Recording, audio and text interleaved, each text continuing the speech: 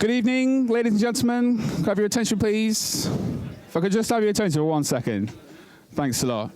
My name's Patrick Smith, and I just wanted to say thank you for coming to the Frontline Club, and welcome. Take a seat, anyone? There you go. Come forward a little bit if you want. You can let people in at the back. And welcome. This is a networking party, and we're going to have a little bit of a debate as well. And it's an opportunity to bring people into the club to find out a little bit about it. And if you like, you can sign up as a member. And if you're interested in membership forms, they are on the door there. So we're going to kick off in a second. I just wanted to say thanks to the sponsors for the bar, which is Chivas Regal and Beefeater. So a round of applause for the drinks, please. Yeah.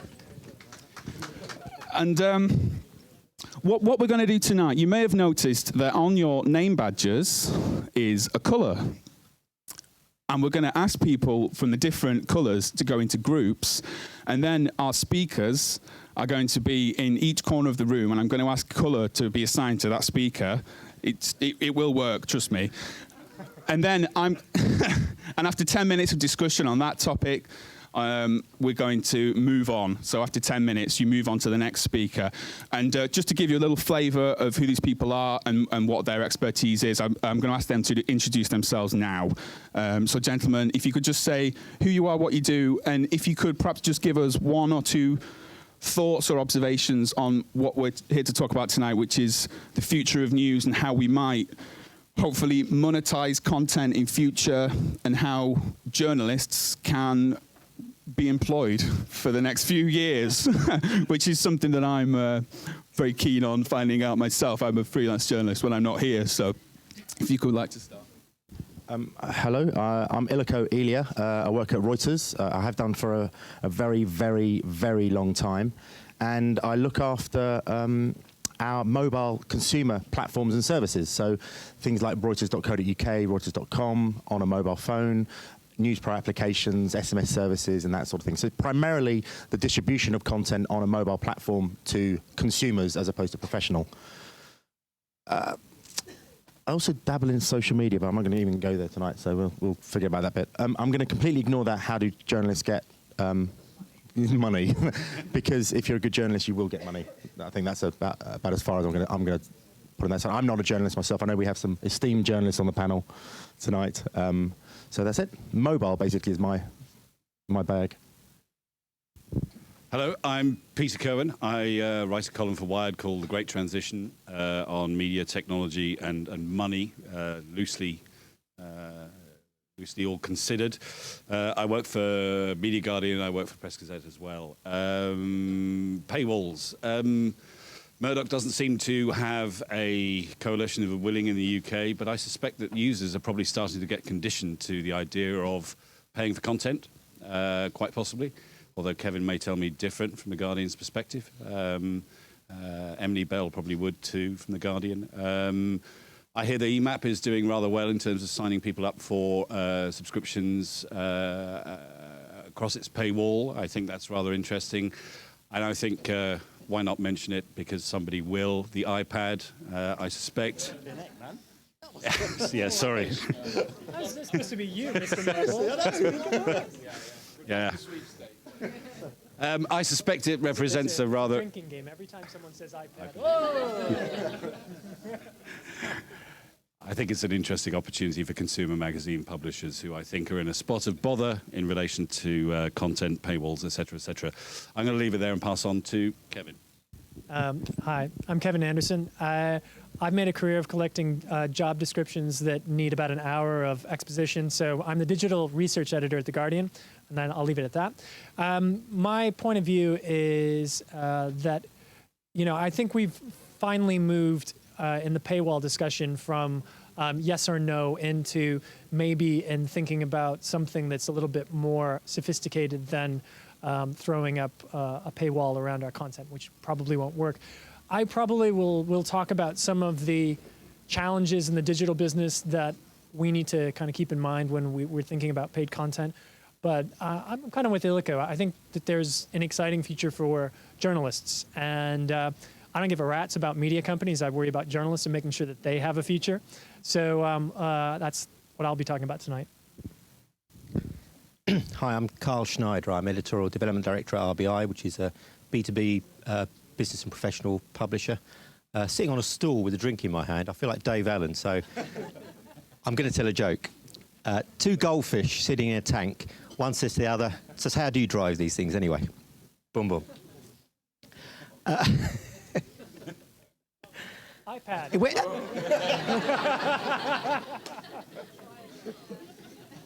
Sorry,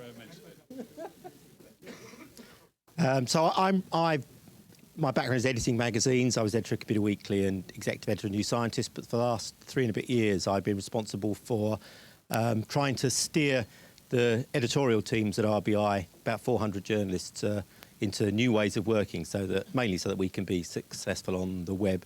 With limited success, I think it's a very hard thing to change people. I'm never quite sure whether changing people or technology is harder.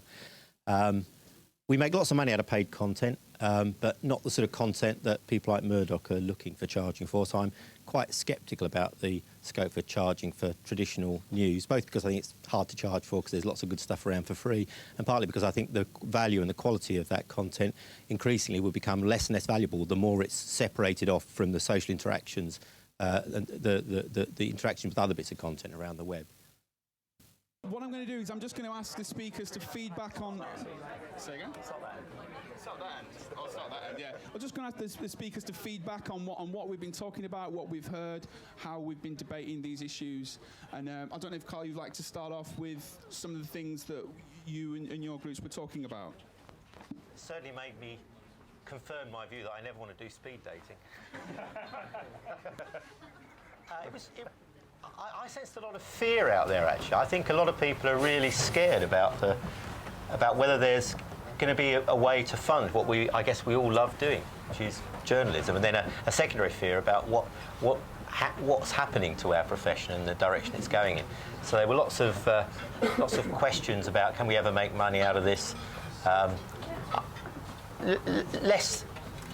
Didn't pick up a big amount of confidence in the ability of us to charge for content. There was a small vocal minority that seemed to be confident about that, but not so much. Kevin, what did you find? There were questions about. There was one question at the end that was actually quite interesting, saying, "Do we have this small window of opportunity where we could possibly throw up a paywall for the audience that has been kind of loyal newspaper readers for a while that will actually fund transition to the bold future?" That's all right. So this idea that maybe there's this small window of opportunity to serve those loyal newspaper readers. I guess the only concern I have about that is it's not like the internet just arrived in 2009 and kind of completely destroyed our business. I've got a good friend called Tom, by the name of Tom Coates, who says, it's like the attack of the snails. It's like, oh my God, change is coming. It's like the internet. I've been online since 1990. We've seen this for a long time, and I think the sad thing is, in the mid 90s, when we could have been building credible digital businesses, there were like 2 or 3 of me working with no resources, trying to build sites. And I think the other thing that came out is some of the strategies right now seem to be what I call time machine strategies. They're trying to create a media environment that looks like the 1940s, where a few large people owned the presses and the content, and they were able to make lots and lots of money. Not that ever really paid more to journalists at all, but it created nice big empires. The economics have radically changed, and Patrick, you've been doing some great blogging, and Adam, you've been doing some great blogging about this. The economics have radically changed, and we need to deal with the economics of 2010, not the economics that we wish we had still back from 1942. I'd echo what Karl said, really. I think lots of uncertainty. I asked most, if not all, of the groups whether they actually did pay for any kind of text-based content online. The answer was yes. I think in 2 people's cases, a gentleman here with a iPhone app for Built, which he described as bad newspaper, good app, and sorry. Go and have a look. It's perfect. Okay, fantastic. I'll take your word for it, but we'll talk in a minute. And a gentleman who subscribed to Wine Spectator when he was getting married, but hasn't subscribed to anything ever since. Nobody appears to download torrents or share music with their friends, but everybody appears to purchase music from the iTunes music store. So maybe lots of journalists will be queuing up at iNews or iMagazines or whatever Apple's store for electronic publications eventually ends up being. Fact is, we don't know where any of this is going. We will know within the next year, I suspect, slightly better. I don't believe that no one here has torrented anything ever. That's a complete... One guy said, we're not going to admit to it because we don't know who else is here. That's an absolute lie. That's an absolute lie. It's a very elaborate police raid. Yeah. Seriously. The interesting part, the thing that we were talking about, it's sort of split into two. It's either distribution of content or using mobile to generate and create content. And most of the time you generate content using mobile phone or people believe you generate mobile content to save money. It doesn't save you much money because mobile phones are actually quite expensive these days. The distribution of content, as long as mobile specifically, is part of a much larger ecosystem and a much larger cross-platform play, then it plays a massive role in what people are looking to be able to do to distribute content out to relevant readers. So I think that was really interesting, and I think the mobile is a really it should be lighting the way for the desktop, in my view. I would say that I'm working in mobile predominantly, but it does have the opportunity to light the way to enable people to easy access to be able to pay for content, and then we can work out how we can make people pay for it if they want to. Absolutely. It's all down to the content. It's all down to if you've got relevant content to the relevant audience, then they'll pay for it. Thank you.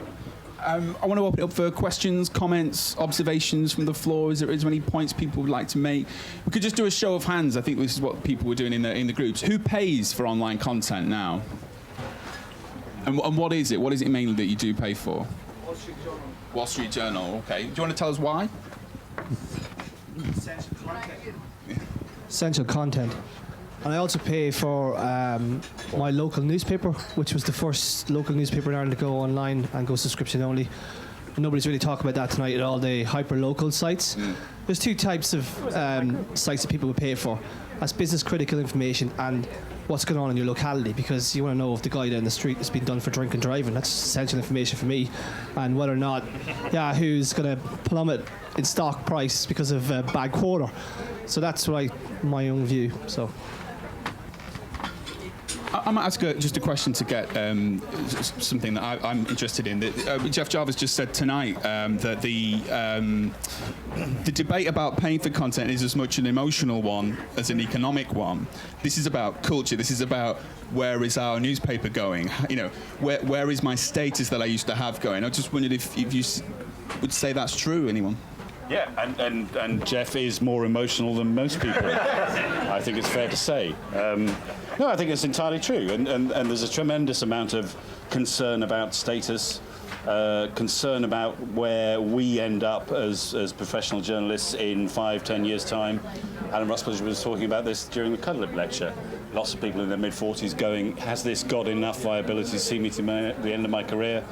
Never mind people coming into the profession at a huge rate in their 20s. So yes, it is entirely emotional, and the amount of proof points, actually data points, that we have in terms of will paid content work are very few and far between. If I could ask Karl, because we were just discussing earlier that RBI actually does make money online. In fact, I think it makes more money online than in print, even though you're a magazine company. Yeah, how do you do it? Yeah, we now make over 60% of our revenue online, but a lot of that is paid for content. We make something like £60 million a year from paid for content, but not much of that content is what you'd recognise as anything like traditional journalism. So, and it's quite varied, but what holds it all together is it's information that people act on rather than information people want just out of general interest. So it's information that helps them understand what's going to happen to what's likely to happen to the prices of chemicals in future, or to help them behave in a way in their business organisation so that they don't get sued for unfair dismissal. So it's actionable information. Now, some of that looks a bit like traditional journalism, but most of it doesn't. Is most of it data? Some of it's data, but a lot of it is sort of a hybrid between what looks like traditional journalism and hard data, and it's sort of the journalists act as the human interface between the data and the audience. I mean, I think the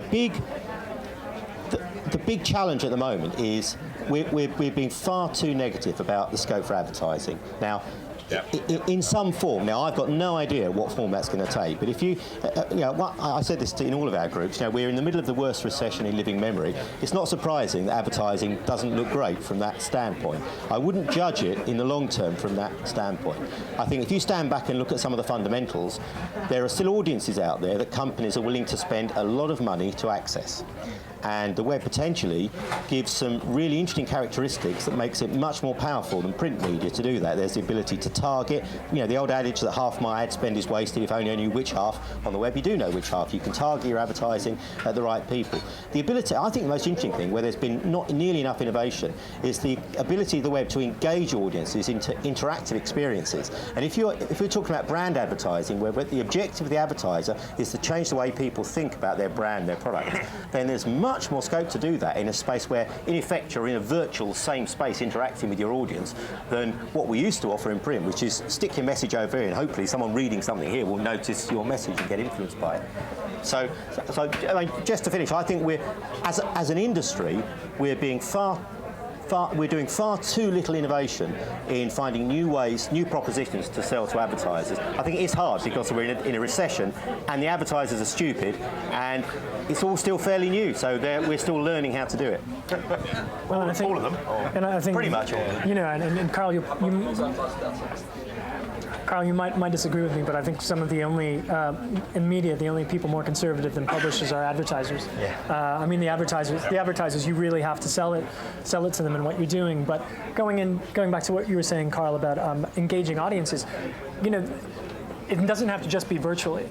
The gentleman in the audience talked about it. Talked about hyperlocal, and I mean, there's a hyperlocal group in Manhattan now. So, could you just be a little bit quiet at the back, please? So we're just we'll be over in 1 second. I'm almost swallowing the mic. But there's hyperlocal group in Manhattan, and they make 20% of their revenue off of events. And there's plenty of events and event-based thing. I mean, Guardian has Guardian Professional. We make money off events and conferences that we host. So I think there are opportunities there as well. I talked about in my group this project in the Czech Republic called the Future Room, which is they're looking to do 89 weekly newspapers in every district in the Czech Republic, and the newsroom is actually a cafe in every community. And they generate revenue from those cafes, but the journalists interact with people in the cafes, so it builds a connection with the community. So they've got multiple revenue streams at every single step of their business, and I think that's what you've got to do, building that connection, but also thinking about different ways you can support revenue. So I think, hyperlocal, there are ways to do it, but I think it's going to take not only advertising, but some other new novel revenue streams we haven't even thought of. Any questions, points? Judith, you want to do it? Yeah. I just wondered, you're talking about building up the events business at The Guardian, but when Alan Rusbridger is talking about paywalls, he's talking about it quite ideologically, like it's right to share information, to have it free. So why is it right to cut people out of sort of events and stuff? I don't see how that's necessarily different from putting content behind paywalls. By charging for those events? By charging, because that's as exclusive in a way. Well, the thing is, the kind of events I'm talking about are not sort of public service events, and we hold a lot of events that talk about public, politics and things like that. But if it's, honestly, there's an idea that I've had for years now. We have a very successful food blog at The Guardian called Word of Mouth, and for years I've wanted to have wine and Wi-Fi nights, where you get people in a wine bar. BT sponsors the Wi-Fi. A wine label comes in and brings in wine, and you charge people like 10 quid to drink wine and hear from one of our wine writers.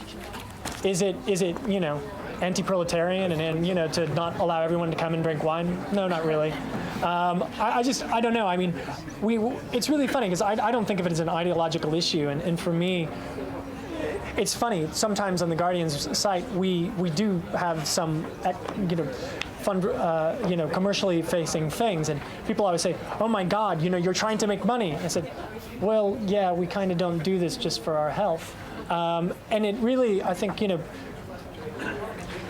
I'm not very ideological about this, but helping people understand that if information is important to them, that there has to be some way to support that, I think is important. But I don't know. Yeah. Do you have a view on the ideology of events? I think the wine and Wi-Fi nights sound really good. I think the bill in terms of distressed CPUs with all that wine. We do it once a month. All right. I think we'll end it there. Well, make a killing just kind of. All right, well, I think we'll end it there, ladies and gentlemen. But thank you very much for coming. Could I have a round of applause for our speakers, please?